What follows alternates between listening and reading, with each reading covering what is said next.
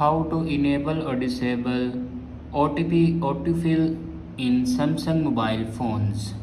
So let's start the video. First of all, open settings. In settings, search here autofill, password, passkeys and autofill. Now click on it and then click on again passwords, passkeys and autofill option, and here you can select Google. After select Google, then go back and scroll down and click on Google and then click on all services. Now scroll down and here you can see the option SMS verification codes.